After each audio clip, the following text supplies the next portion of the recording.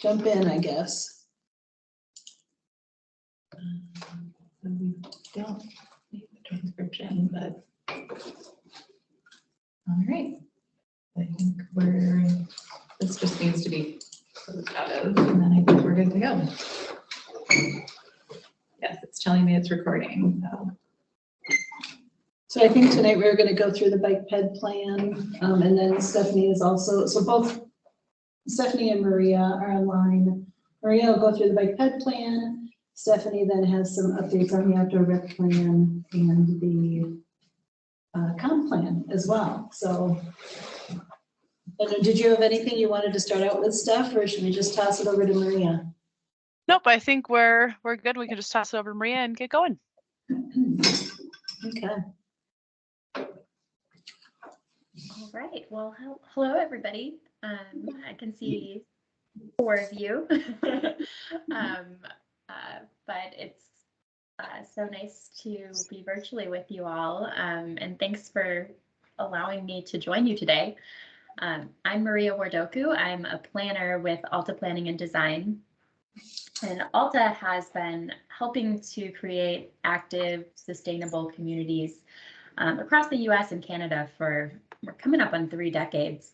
And we do everything from street and trail design to safe routes to school plans, to short-term projects that help demonstrate potential street improvements.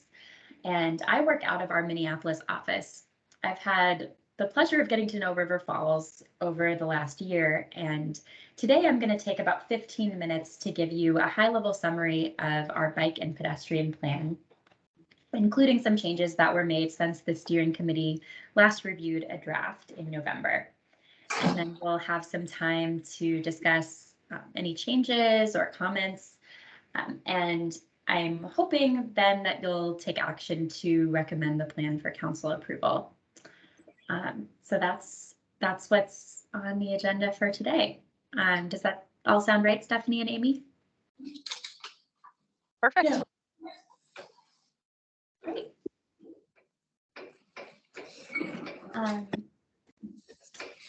So get my notes up here. Before I get into the content of the plan, I want to acknowledge that creating this plan has really been a team effort. The steering committee provided essential local expertise in guiding the development of this plan, and the city staff really devoted many hours to this effort, and they provided thoughtful, detailed comments on the plan drafts. And then in addition to all of those folks, members of the public took time to attend the open house. They came to our walking and biking tours, and they shared ideas on Engage RF. So I'm just so appreciative of everybody who contributed to this plan. I want to recognize the team effort. So getting into the plan content, I'll start with what is guiding the plan, and that's the vision statement. At our first steering committee meeting in January, we asked the steering committee members to share what they think of walking and biking in River Falls today, as well as their vision for the future and how we could achieve that vision. We used that input to develop this vision statement and some accompanying goals, objectives, and performance measures, which are all in the plan. So the plan's vision statement is walking and biking are comfortable modes of transportation that connect people of all ages and abilities to one another and to everyday destinations via safe, accessible infrastructure. We presented the vision statement and the goals to the public back in the spring at an in-person open house and also online, and we asked for feedback. Overwhelmingly, people said that they either loved or liked the vision, and that confirmed the direction of this plan as one that's really focused on walking and biking for everyday transportation, rather than, for example, one that might be focused primarily on attracting long-distance bicycle tourists. So the plan has 5 key goals that support the vision. They are first, accessibility, which means policy and infrastructure support the needs of people who choose not to drive, who cannot drive, or who have barriers to accessing essential destinations using the existing car-oriented transportation system. The second goal is connectivity. People can quickly access everyday destinations via walking and bicycling on accessible, pleasant, unpolluted facilities. Our third goal is around health and safety. Transportation systems proactively promote the comprehensive health and well-being of all community members through active transportation facilities that connect users to key destinations. Our fourth goal is around sustainability. Transportation systems are designed for the long run, taking into account the primary environmental, financial, and social benefits. And then our fifth goal is around economic vitality. Active transportation and trail systems foster tourism and economic development. One of our initial tasks in developing this plan was to analyze the available data to understand conditions for walking and bicycling. So we did analyses of level of traffic stress, demand, equity, and crash conditions. And those highlighted existing issues and areas that are of greatest need for people walking and biking around the city. We shared these analyses at a steering committee meeting, and they told us what looked right and what didn't look right. And then we reviewed we revised our existing condition memo in response to that feedback. Along with that, we reviewed previous plans to develop our understanding of the community context and to make sure that we carried recommendations from previous plans forward into the infrastructure recommendations and the program and policy recommendations for our bike and pedestrian plan. Especially important was the Kinney River Corridor Plan, which you'll see many of those recommendations are carried forward into this plan.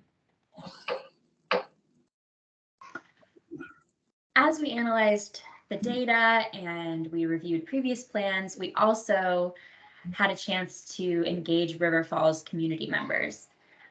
A key part of that engagement was asking for comments on an interactive online map. So you might recognize this. We asked, how can we improve walking and biking in River Falls? And people pointed out many locations where walking and biking improvements are needed.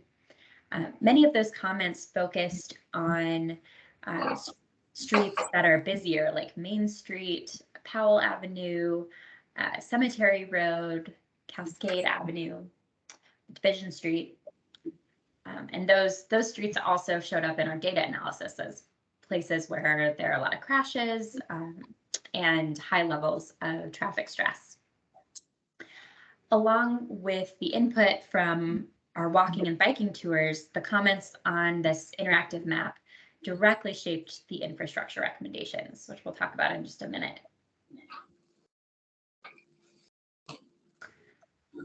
The goal of the network recommendations that we made is to connect River Falls neighborhoods with the parks, with the schools, and with the commercial areas, with bicycle and pedestrian facilities that are really comfortable for people of all ages and abilities.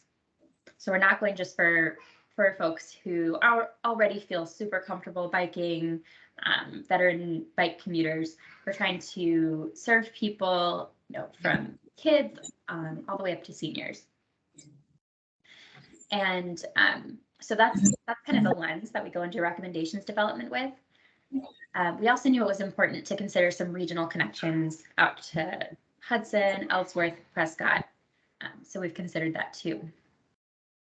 The network recommendations that you'll find in the plan fall into two categories: spot improvements, which are located at roadway or river crossings, and then linear improvements, which are located along roadways. So the plan includes 35 spot improvement locations, 15 of which are what we call enhanced crossings. Enhanced crossings occur at mid-block or at minor street intersections, and they may include what we call geometric changes to the roadway that slow motor vehicle traffic, and they also make people crossing more visible.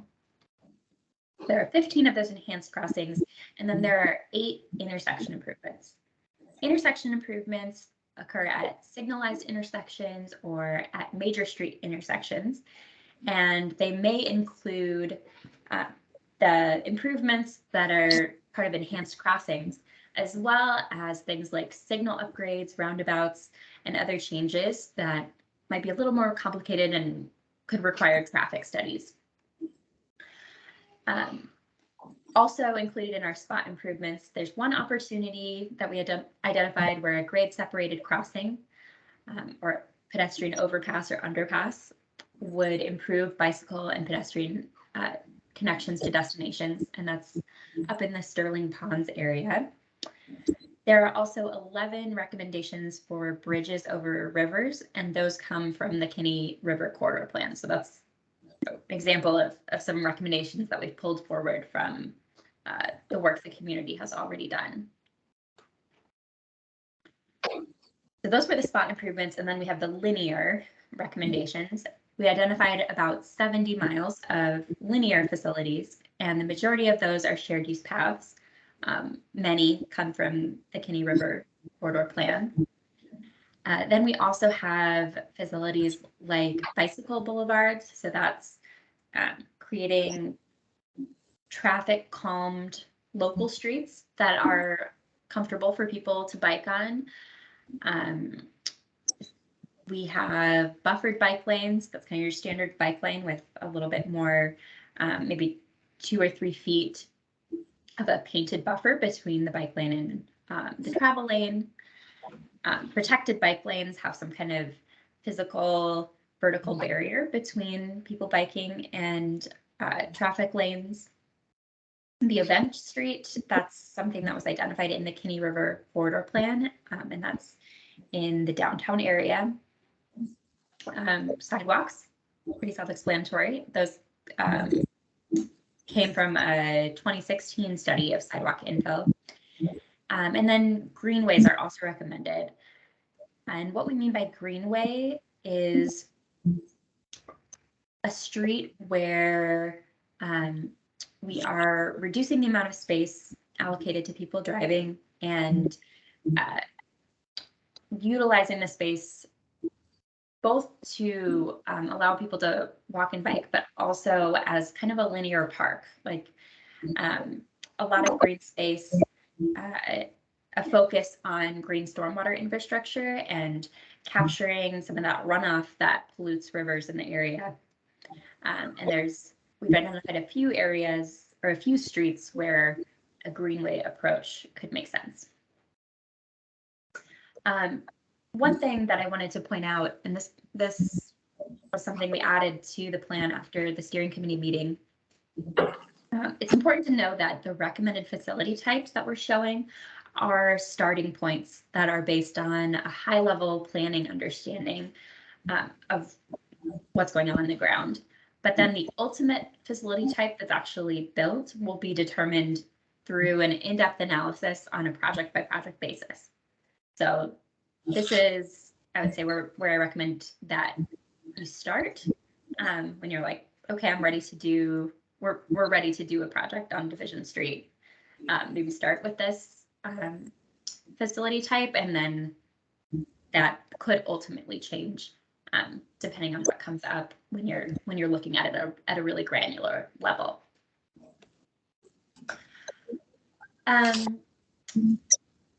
All right, so I wanted to point out a few other things we have in the plan. Project implementation tools. We have included tools in the plan that the city could consider in order to fast track some of these infrastructure improvements and build that complete network for biking and walking as quickly as possible. The plan includes information on quick build projects. I'm showing one here on the screen. These projects allow cities to make infrastructure changes on a really compressed timeline with a minimal budget. So like here, this is in the city of Minneapolis, where they used quick build materials. And then eventually, when budget allowed, they were able to build a concrete curb extension. So the image on top is the quick build, and then on the bottom is the permanent change. We have also included information on demonstration projects, which are these short-term, low-cost, temporary roadway projects that you can use to pilot potential long-term changes. Many of the projects that are recommended in this plan can be implemented through quick build or demonstration project methods. And then for those projects that will require greater capital investment, we've included information on local, state, and federal funding mechanisms. There are really more ways to fund and build these projects than ever before. And with this plan, River Falls should be really well positioned to secure those funds. To help guide implementation, we prioritized projects within the plan based on the degree to which they directly connect to an essential destination and improve safety. We organized those high priority projects by complexity. And I'll show you how that ended up shaking out on the next few slides. But in addition to proactively taking the high benefit actions that we have identified, the city can also leverage opportunities as they arise. So taking advantage of opportunities that are created by street repaving or by new development, or maybe a partner organization that can help improve active transportation. I won't read through all of the projects, but I'll just point out a few. So our quick wins are those projects that are high priority but low complexity. A few examples are signing and implementing traffic calming on streets like State Street, Falls Street, Maple Street to create bicycle boulevards, or doing sidewalk infill where that funding has already been secured. Our more complex high benefit improvements are those high priority and kind of medium complexity. So that might look like doing high priority sidewalk infill where those funding sources are not yet identified. So there's a little bit more work that needs to happen to figure out the funding. Or things like striping and signing a buffered bike lane on West Cascade Avenue or West Johnson Street might be a little more complex due to the parking that's currently there and balancing the different needs.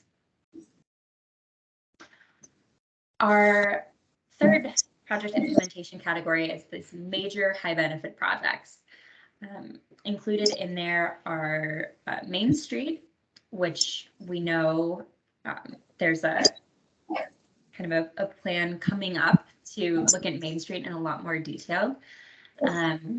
Cedar Street, which could be reconstructed as a greenway with green stormwater infrastructure, and then constructing some of those Kinney River paths and river crossings, especially connection between Riverside Drive and Sterling Ponds and Vine Street to Glen Park. So we've got all that infrastructure recommendations and prioritization, but there's this other side to what the city needs to do to achieve the goals of the plan.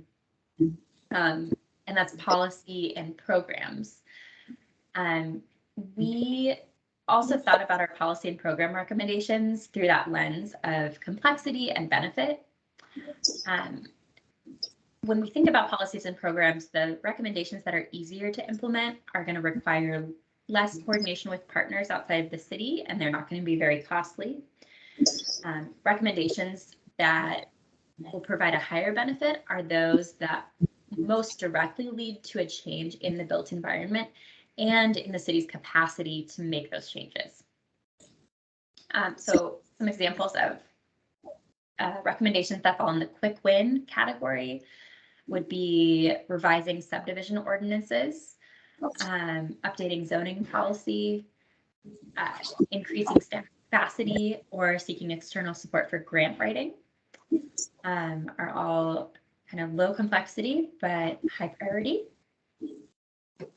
In that medium complexity category, we would be looking at creating a flexible or designated pool of city capital funds that would close those short gaps in the walking and biking networks. And also looking at coordinating with WisDOT around creating a bicycle and pedestrian connection from the 65 interchange to North Main Street. Then in our major high benefit project category, we have one recommendation, which is to develop a Safe Routes to School program for all K through 12 schools in River Falls, beginning with developing a plan in 2023 and building on that previous work, the 2008 plan. And I want to note that this was a change that was prompted by the steering committee. We had included this recommendation as a medium priority initially in the plan, but the committee felt that a Safe Routes to School program would actually be highly beneficial. And after reaching out to the school district, after that steering committee meeting, staff learned that there's a Safe Routes to School planning effort in association with West Central Wisconsin Regional Planning Commission that is on the horizon for 2023. So that was really exciting. There's already a path forward for this recommendation. So that was a lot of content, but I hope that gives you a sense of what's in the bike and pedestrian plan and how we got where we did. So I just want to open it up for any questions that you have about the plan and any discussion. So the images we have are really teeny tiny. So I'm wondering about the connectivity between the university and downtown. You know, the Main Street and Cascade intersection, I think I see a dot on it. I hope I see a dot on it because that's a terrible intersection for pedestrians and cyclists. And there's no, even like if you go on, was it 2nd Street that goes by Jimmy John's? Yes. Like that's, I walked that today and it's not a great option either. So we have a ton of students at the university who walk, who don't have cars, who need to get to the clinic, to the grocery store, all those things. So are there improvements in that connection? Again, I'm sure there are, I would assume there would be, but I just can't see from the map. So I'm just curious. Yeah, so what location in particular were you asking about? Cascade, Main Street and Cascade. Main Street and Cascade. Yeah, that. There's a red dot there. I thought there was. I just wanted to confirm. Let me show you a bigger. Oh, is there a bigger map? Oh, thank you. Yeah. My old eyes here. Yeah, so there is a recommended intersection improvement right there, and that definitely came up many times in the public engagement. Cool. Thank you. Sorry. Yeah, no worries. I have a question. Where DeSanctis Park is west of town and south of Division Street is a huge development, and we're going to have almost 200 more houses going in. I was wondering, did they even discuss some kind of tunnel or bridge going from the south side of Division Street over to DeSanctis Park and connecting the north side of the town? I looked, couldn't find any reference to that at all. So are you By DeSanctis. Yeah, with your West Side School and everything that's going up in the whole new Yeah, all that Wells division. division. I just wondered if it was talked about. If it wasn't, it wasn't, but I don't recall it. Yeah. It's new and We're now. talking about a long hollow. I think she's talking about a long, no division. yeah, Division was turned. crossing division. Mhm. So if you're at West Side School or anywhere in that development, used to be Johnson property, going over to DeSanctis, they're running across the street is what's happening. And that's going to be with Man Valley going in, that's going to become more and more busy with traffic. There could be an opportunity to, I know that for Man Valley, they were talking about paved bike paths. So I'm sure that that would be an opportunity to Do something. improve that. So it looks like there is an enhanced crossing set up for division. And I'm actually talking like, there's also pictures in here of pedestrian bridges going over. Or when you're at, you're up in Meadow Highview Meadows area and you're going to Hoffman Park, there's a nice going down through a tunnel and you're on the other side of the road without having to worry about anyone crossing. Oh, yeah, but they're going over the hill, yeah.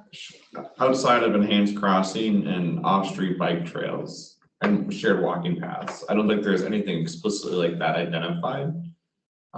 Something like, actually maybe with improving the roadway as part of developing that area of town, maybe stoplight yeah, Sure. exactly. or some kind of enhanced crossing, certainly. So when you say enhanced crossing, what does that mean? Is that like bump outs and better crosswalks, or what's an enhanced crossing?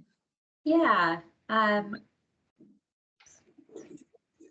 have a picture right at hand, but yeah, so that could look, it could look like bump outs, it could look like a median refuge island, RRFBs, so flashing beacons, a high visibility crosswalk could all be parts of that.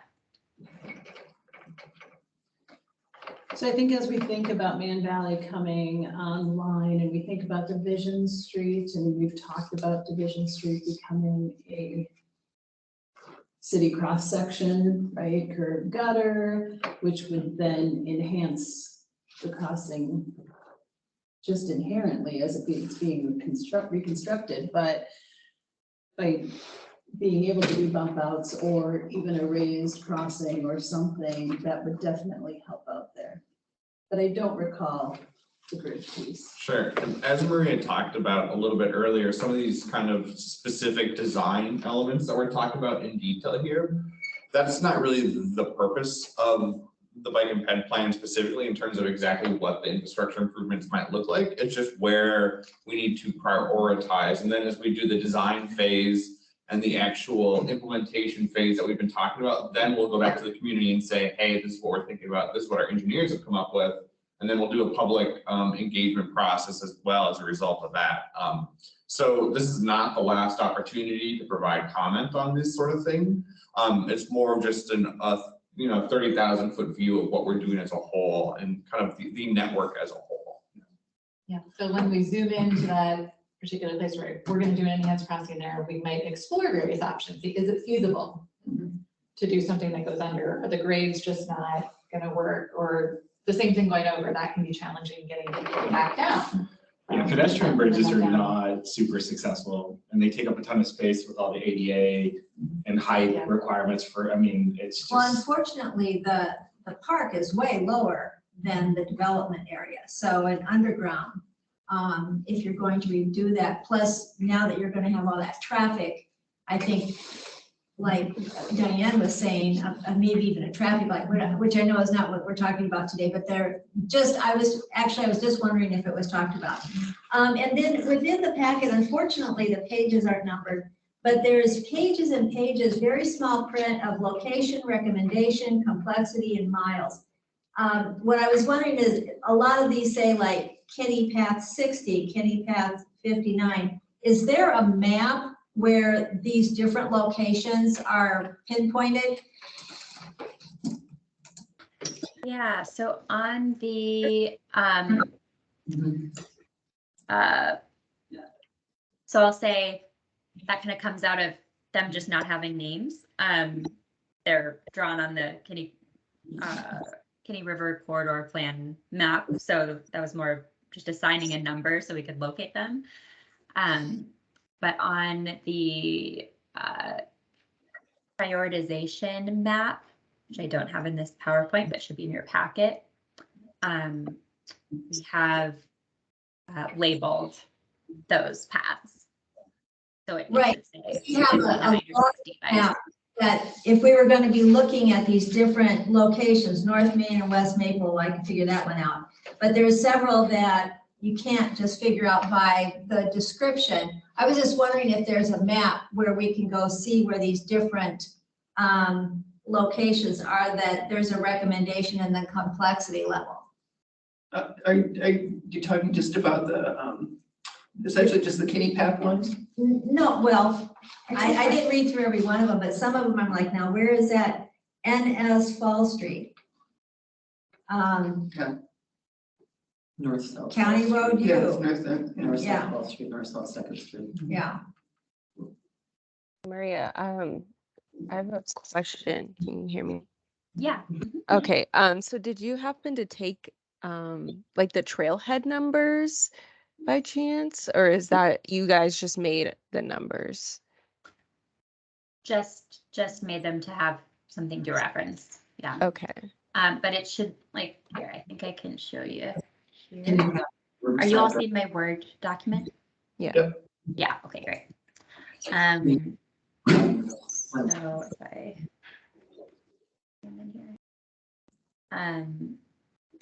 So on this project prioritization map, which is page 48.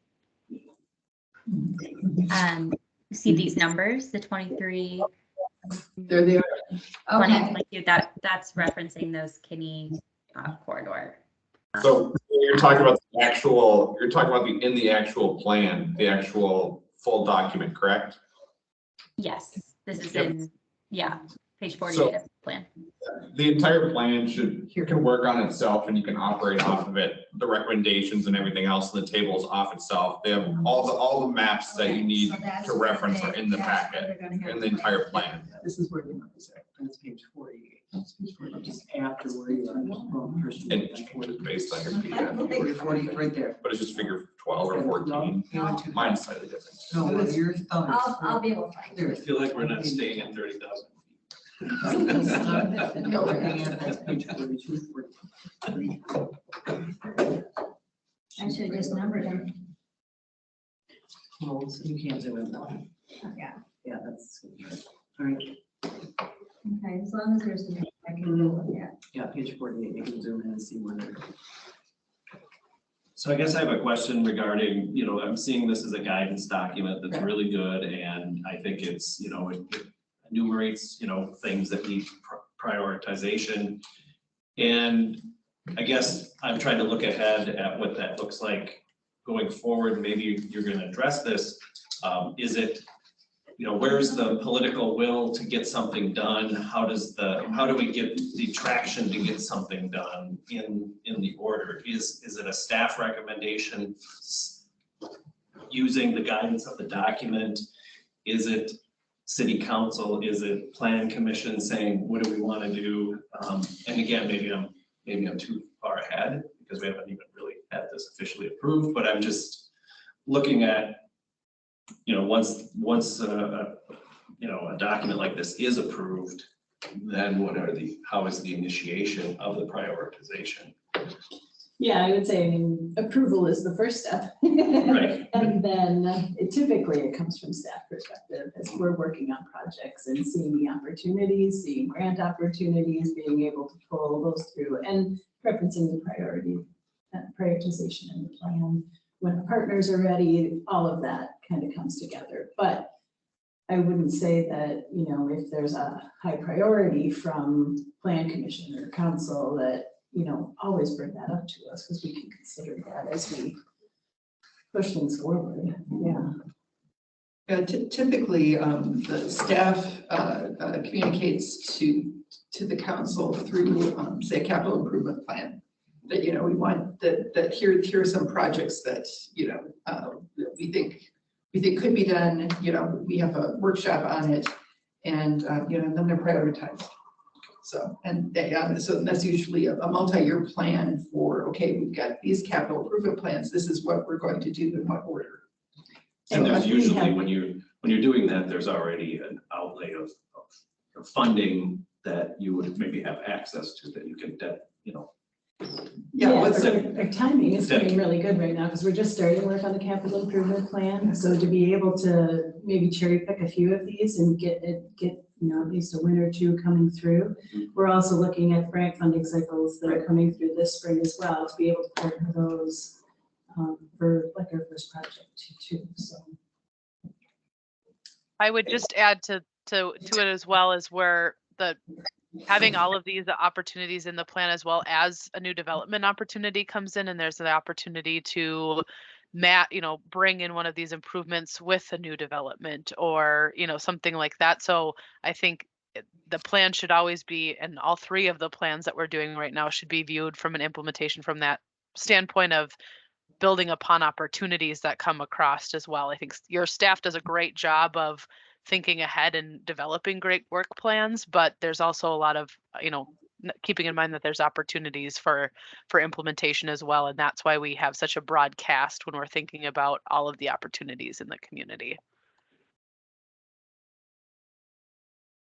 Yeah, I've got a comment. I think this is a great document that we're going to be able to really work on. It says what and why and where, suggests how, but gives us a whole lot of latitude as to, and gives us some low hanging fruit. I mean, it's just something I think we can actually get a lot of traction on.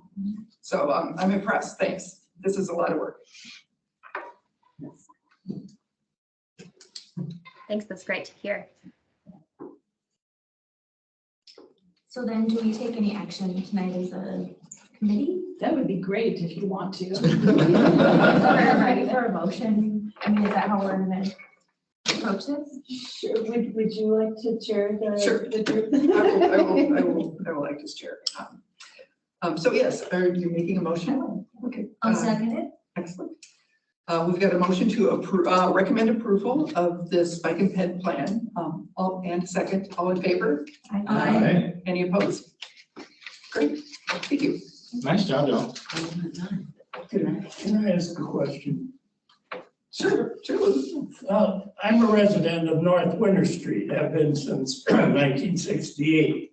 And the only map I've seen was published in the paper, and it was, but I think you're running the bike and pedestrian plan up North Winter Street. Is that right?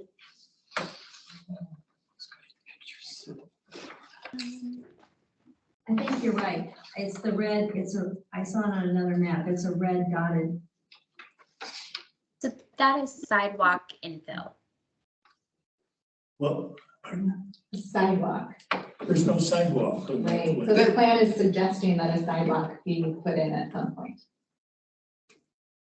Well, that's one of the busiest streets in town, other than Main Street, maybe. I mean, there's school buses, there's trucks, there's commercial trucks, there's farm equipment, combines, other equipment going up and down that street. There's the traffic from the West Side School comes out there and goes up and down the street. And I'm not sure that's the street you want more bicycles and pedestrians on. There's the Fall Street over to the east is relatively unused and would be, I think, a much better place to put a bike path. Sure, and I think by the sound of it, they're not proposing that to be a specific street for bicycle infrastructure. They're just doing sidewalk infill, which would then in turn make it safer for folks walking along that busy street you're talking about. And I don't think the suggestion is that we direct bicycles onto that street specifically. Oh, I don't know. I just saw on the map that it looked like that's where it was going. Yeah, there's a couple different kind of recommendations, and it's not just. And sorry, I'm looking at it specifically, but it sounded like you said that there was just sidewalk infill recommendations there, Patricia. Yeah. Yep, it's just red dots, which is on this map is sidewalk. Yes, and I'll just add that I think you're kind of right on target talking about how busy that street is, and that's why we've put Bicycle Boulevard on the parallel street just one block to the east. Yeah, that would be false, yeah. So then if you put sidewalks in, are the bikes supposed to be on the sidewalks? No, the bikes will be on Fall Street and the pedestrians will be walking on the new sidewalks On Winter Street. on Winter Street.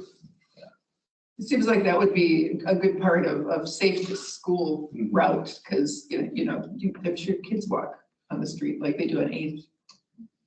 But it should be noted that that could be some years away. I mean, it's based on prioritization and that kind of thing. It's not something that would happen next year or after this plan is implemented. So, Yeah, the neighborhood would have a lot of opportunity to comment. Yep. So, Yes, it's a busy street. because this technically is, well, this is part of the comprehensive plan, but this, what are we in as a time range for this? I mean, is it, are we looking at a time range? You said every 5 years? Oh, for the For the- extent of the bike ped plan? Yeah, Yeah, There's not really a timeline in the sense there is for the outdoor rec or the comprehensive plan being a Right. 20-year vision. As things on the ground might adjust and change, we might decide in 5 or 10 years, it's time to adjust it again. But also, this is a pretty significant step forward, as we've all noted, and we'd likely build off of this and further, really, it'd be more of an update going forward to this plan as opposed to kind of starting from scratch, which we sort of did for this one because our last one was updated in 95, I believe. So there's been a lot of change in the community since 95. so it's kind of a rolling, adjustable plan, and it's the big wish list, and then you just prioritize those. Right. Great. okay. Went down to the middle. Yeah. Thanks, Maria. Excellent. Yes, thank you. That's everything. Oh, I'm sorry. You had outdoor rec stuff, yeah? Yes. Yep. Yes, take it away. Perfect. I will share my screen here. And I will That. just hop off then. Thank you so much for your time. Thank you. Thank you. Thanks, Maria. Bye. Okay. So hopefully you can see the PowerPoint that I have up, just to confirm quick. Perfect. Okay, so the intent for tonight is to just give you an update. We're not asking you to take any action tonight on the outdoor rec plan, and I'll just give a quick update on the comp plan, but wanted to just quickly work through what's included within the outdoor recreation plan. We just had a meeting last night with the steering committee to review that plan, and so we've got some changes that we are making, but they did provide a recommendation for the plan to be forwarded with those changes being made to all of you. So Patricia, I apologize, you're going to get some repeats of content, but I won't go into as much detail as we did last night. So I will just work through this quickly and then pause for questions as we go through. But the PowerPoint that I've laid out organizes us by the chapters, the 6 chapters or sections of the outdoor recreation plan. The first starts with obviously an overall introduction to the outdoor rec plan. We talk about the purpose of the plan, what our planning process was, what the roles are of outdoor recreation within the community, and how that plan can, the plan should be amended. I just wanted to highlight here quick I think we've talked about this a lot, about the importance of outdoor recreation or recreation in general in the community, and that's been voiced in many different ways throughout public engagement. And so really kind of grounding us in some 6 key roles that recreation plays as part of the community's identity, the support of physical, social, and mental health for our community members, that our recreation system helps provide access to our natural resources, and it helps us work towards our sustainability and resilience goals as a community. And then also the connection to tourism and economic development that recreation plays. We know that people come to the community from other places to recreate, and then hopefully they're spending money going to Tattersall or stopping to fill up their gas tank or things like that. The second section of the plan is our key themes and goals. We won't go through these in detail. You've seen them before, but really focusing on those core goals that we have for where we want to be moving with outdoor recreation. Then we get into the community context section of the outdoor recreation plan. And this is an area where it's maybe bigger than it needs to be, partially because of the requirements from the DNR and what they're looking for in an outdoor recreation plan. But we get into the social characteristics of the community, really those demographic pieces, and then the physical characteristics and natural resources that are within River Falls, and kind of 4 pieces that we highlighted here that kind of we learned from that context or are connected to how we're thinking about recreation is understanding we're growing. And as we get more people in the community, we need more recreation options for people, and just in pure numbers from that standpoint, recognizing that there's a lot of youth in the community, and even in the age groups that are younger than the um, university community, and those groups have a lot of recreation need. That connection to our natural resources, especially as you're looking at where some of our parks are located and their connection to our wetlands and things of that nature. And then just recognizing as well that recreation preferences change. And so it's great to know the resources that we have, but we need to be malleable in our recommendations or even amenities. I continually use pickleball, but years ago we would have no idea that we'd be, talking about transitioning. Do we need less tennis courts and more pickleball courts and things of that nature? So just kind of recognizing that people change, and so do their needs and desires for recreation. This next section gets into our existing park inventory, our park and kind of trail network. So this section provides some context in terms of the classifications of park that we've identified, and I'll go through what all of those are. We talk about our existing parks and just a kind of a description and amenity overview for the existing parks within the community, and then recognizing our trails and sidewalks, just kind of the pure number of what we have in the system today. And so kind of just highlighting through here, I won't go into deep detail, but not only do we talk about, give each of these parks a space within the plan to, what the park is, a description, what amenities they have, but we do have a extensive inventory that was completed that's required as part of this process, that's included as an appendix to the document as well. So we talk about our 4 regional parks, those larger parks within the community that are, designed to serve the community as a whole. Our 11 neighborhood parks that are really meant to serve that area within a quarter to a half mile around them, that have a smaller scale in terms of the recreation use that they provide, but are really meant to serve those neighborhoods. We have 6 pocket parks that we've identified. One is just outside your door right there at the City Hall Plaza Park, that are smaller parks that provide a smaller recreational use, but are a great amenity for us. And then our special use parks, we have 2 of those that provide their recreation spaces, but they provide a very specific use or function. And I will note, if you've seen things before, we did make some changes were recommended from the steering committee last night. We had a few other special use parks that are really identified that are actually more amenities within existing parks. So we had, for example, the Sterling Hills disc golf course was identified as a special use park, but really that's an amenity within Sterling Ponds Park as a whole. And so we'll, don't want to double count there from that perspective. So just a little cleaning up there as well.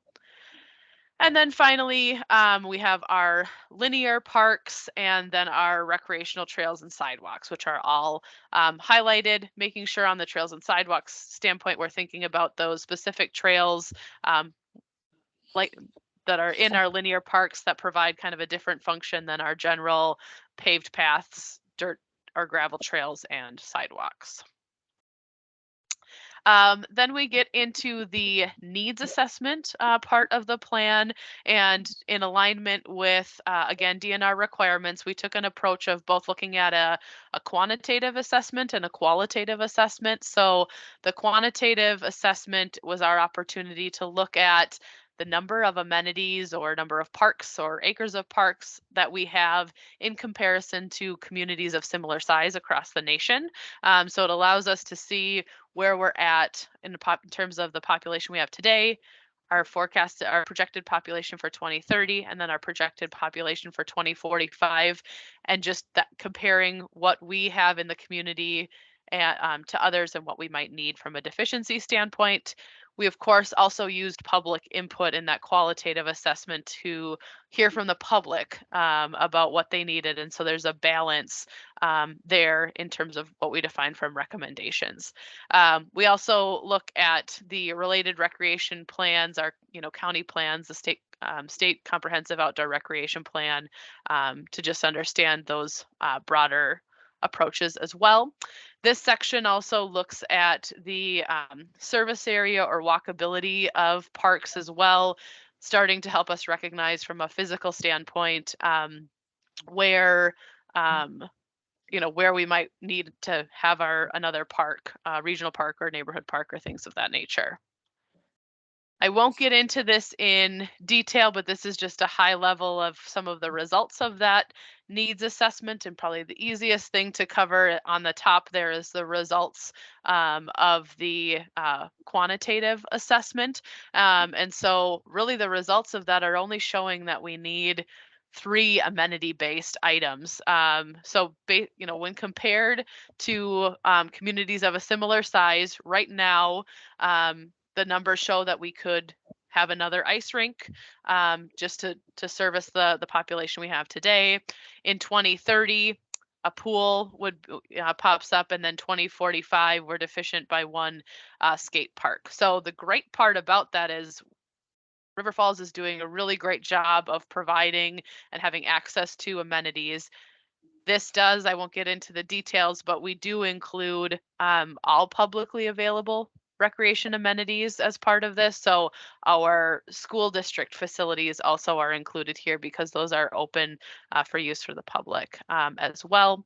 The other thing I would note here, it's not listed, but we also, in terms of the number of regional parks, is the one area where by 2045, the numbers show that our projected population, we could support another regional park within the community.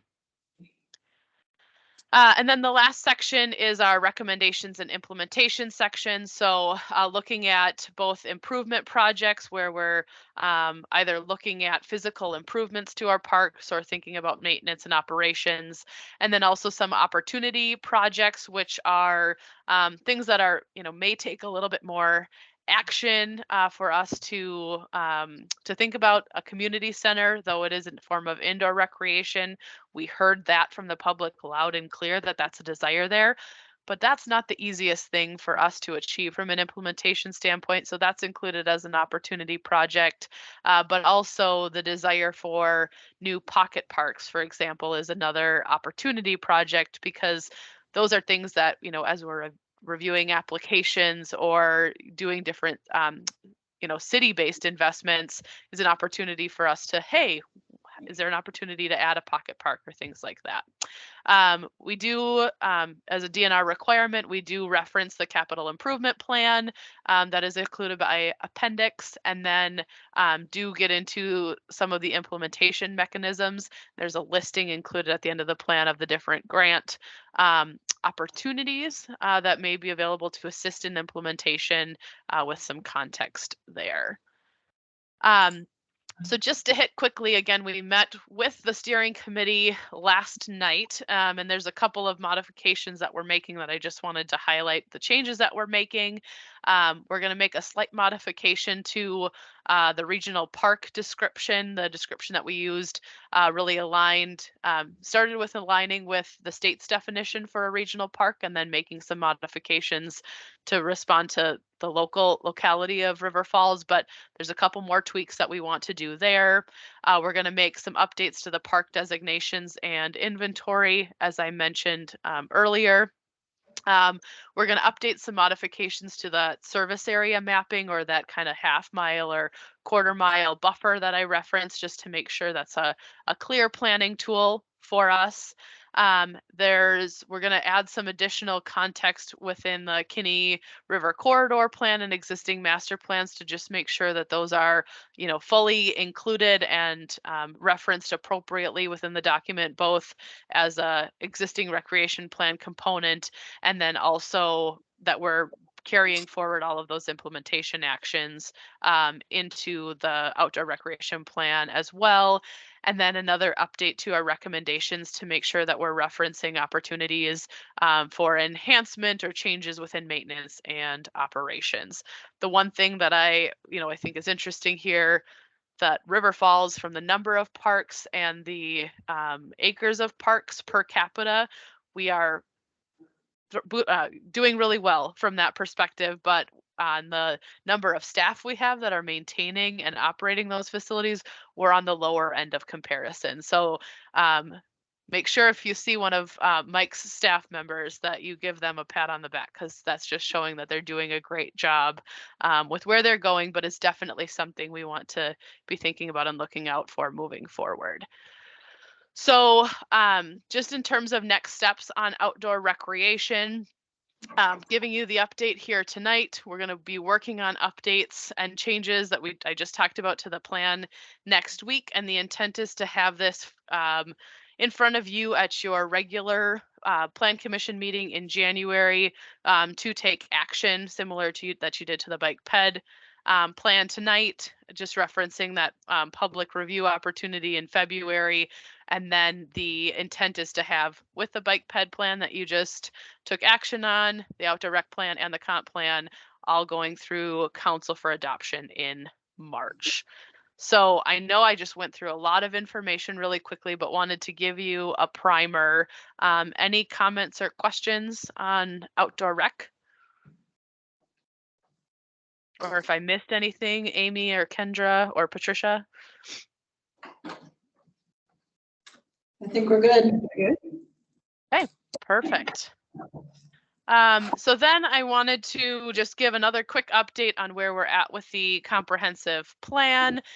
So here just highlights the 11 chapters that we have. This is not anything new to you, but just from our introduction all the way through implementation. So each of those plan elements will have their own individual chapter. And I think we've talked about this, but just wanted to give us a reminder in our approach to how we're tackling the comprehensive plan, that we are not looking to have a 250-page comprehensive plan that's laborious and kind of overwhelming to look at. We're taken the approach of a plan element chapter and a corresponding technical memorandum so that the comprehensive plan itself is much easy, provides just the context that you need and for that majority of people are looking for, and that if you want that greater level of detail, you can refer back to the technical memorandum that supports the analysis and findings as well. So you'll notice in terms of the bullets, in terms like the content that's within, it's pretty similar, but again, that technical memorandum is probably what you would have seen in a comprehensive plan 10, 15 years ago in terms of that approach. So there's the good meat is in there, but it's also, but then the kind of summary is what will be included in the chapter itself. And at this point, the technical memorandums are generally at least twice as long as the chapter itself. So I think I was looking at housing earlier today. I think that's like a 14-page technical memorandum, and the chapter itself is down to 6 pages, trying to be really concise in the approach of what we're doing there. The other benefit with this, and I think we've talked about this, is that the technical memorandum, if there's analyses that staff want to rerun or things like that, it's much easier to update that technical memorandum, and you wouldn't have to necessitate necessarily a comp plan change unless the policy direction changed within the plan element or within the chapter content. So it also just helps us from the longevity of the plan as well.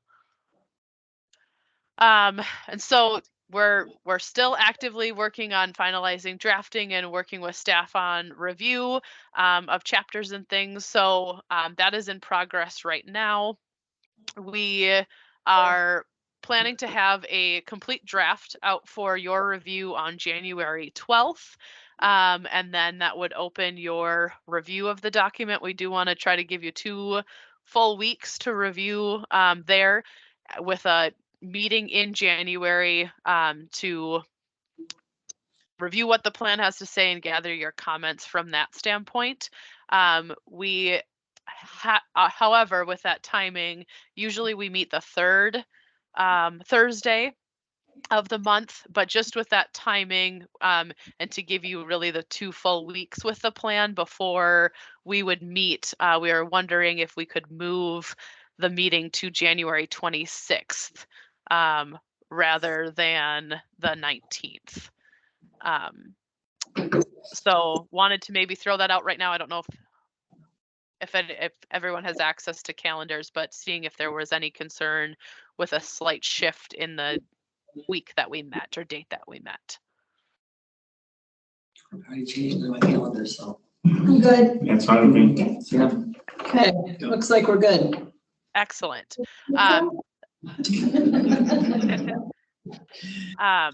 So yeah, so give you 2 weeks on that, and then we would just ask, that hopefully we can share a lot of the comments there, but would kind of close the review period on the 27th, and that would then give us put us back to work on any changes or updates that we wanted to make to the plan before we released it for public review, which again we've talked about is February. The intent is to get the plan out and accessible via Engage RF, hard copies of the plans where we need, but giving the community time to review and react to the plan, both in a virtual format and then having a open house, or I'm calling it a celebration or a party, where we can, be excited about the great work that we did together as a community across these 3 plans and really get ready for implementation.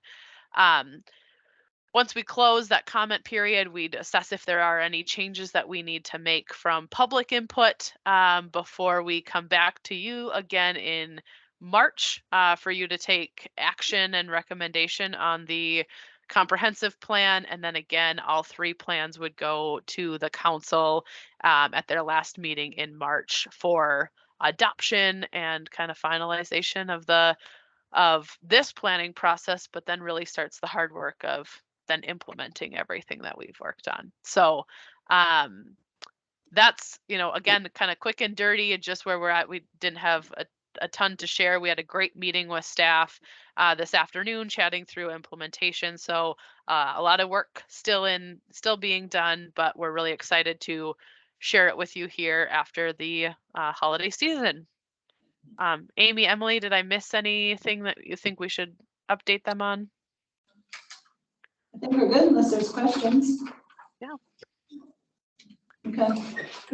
Looks like we're good here. Thanks. Excellent. Yeah. Thank you. And yeah, hopefully you all get home safe, drive safe. I know maybe Emily and Sam have a farther drive, but I really wish you all a safe and happy holiday season, and excited to see you again in the new year. So Thanks. thank you. Thanks, Dad. Bye. Bye. Interesting.